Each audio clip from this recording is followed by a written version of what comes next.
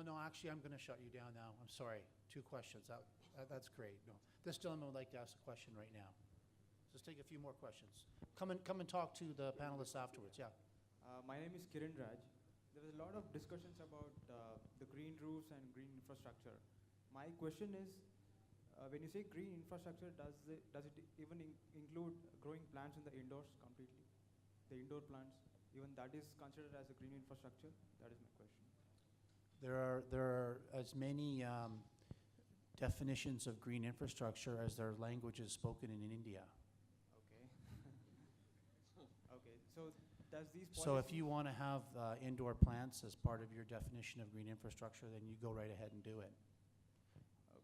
But No. I mean, because stormwater's been a big driver in many countries around the world, stormwater management Okay. and urban heat island, Okay. indoor plants, which are definitely have many benefits Yes. that outdoor plants have, but there's a lot of benefits they don't have. Okay. So they're not typically considered to be green infrastructure. But as I said, there's many definitions as there are languages in India. And you laughed at that. That was great. I finally got a good joke in there. Do you have another question? Or That's it. any other questions?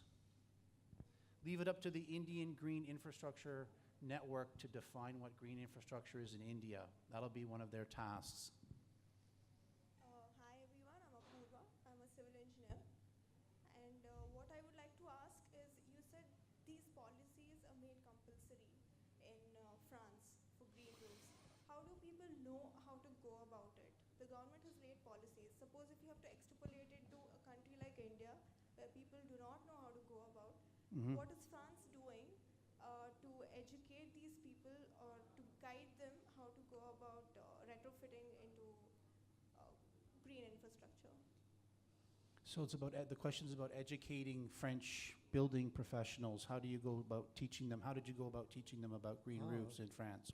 What did you do? You are speaking about the education of professionals. Yeah. Really, Said, we didn't work seriously on that. The situation was from the starting point of our activity that companies were presenting solutions, and it was not small companies, some big waterproofing companies which had quite large possibility of advertisement or promotion. And of course, as example,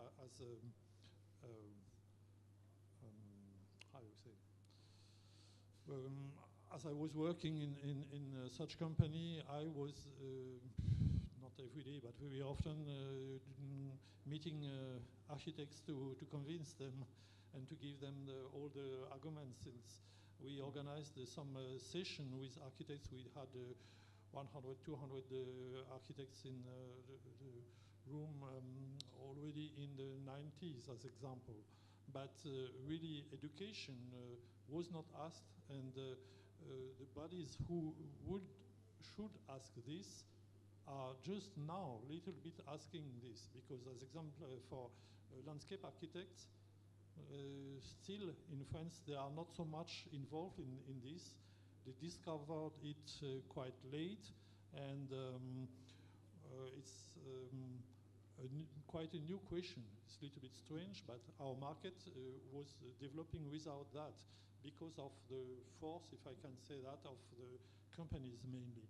And of course of our association, which organized some conference, but not so many, I would say, to spread in all over France.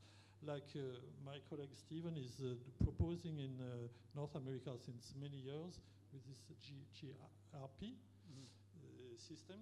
We don't have such, and it's working. It's not a good example, maybe, I don't know. So other countries have, and in North America, we have something called the Green Roof Professional Accreditation, and it requires 3 days of technical training, and you have to write an exam and pass with very high marks to become a green roof professional. And that gives you all the basic training that you need to design and implement and maintain a green roof system. And other countries have similar type of certifications. France is France. They let the private sector, it sounds like, do most of the education. The private sector in France is strong, and they provided the education. But they may end up going towards some form of certification at the future. I'm thinking, right, Francois? Certification in France? Some sort of certification for green roofs? Certification? Certification? Professional? No. Schools? What about Hello, hello? schools? What about your schools? We are even not looking for that. Schools are asking us to make some education, but it's like, I would say, a simple level in general. Some 1 day, 2 days courses for not high-level students. So it's always useful. But what I was thinking after my first answer is, I think our architects, maybe it's their habit, I don't know, they are believing if a company who is presenting a serious concept, they are believing it. Yes, yeah.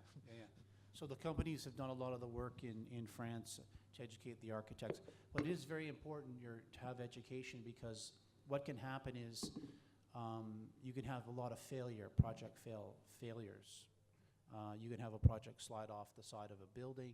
You can have all the plants die. You can have the roots penetrate through the waterproofing. You can have damage to the waterproofing system. You could put the inappropriate plants in. There's as many ways to mess up a green roof as there are languages in the Indian subcontinent. Seriously. So professional training is very important, and that's one of the roles of industry associations, is to provide that training often, but not so in the case of France. Norway? And then we're going to have to wrap. We don't have enough professional training either in Norway, but I would just like to supplement the professional training idea with the guidelines and national standards. So we do have a national standard for green roofs that's made by of course, a professional committee, myself included. And we have some very nice guidelines published in Sweden a few years ago that are appropriate for our climate. So look to the guidelines as well as to education. Thank you. Unfortunately, yeah, we're going to have to wrap. We're standing in the way of lunch. Sorry, we can come up after and chat. That we have as an expression of appreciation for all these great minds here. I would like to invite Mr. Vivek Martin, who is the director of IGIN.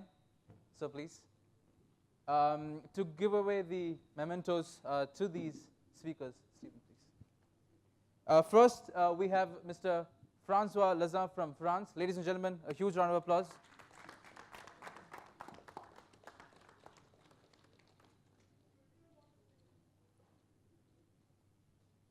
We have Mr. David Vernon Brasfield from Norway.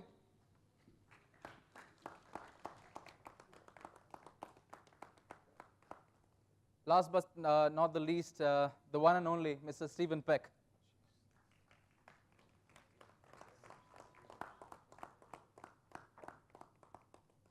Thank you, ladies and gentlemen. We shall break for lunch, and we'll meet you all at 2:30. Thank you.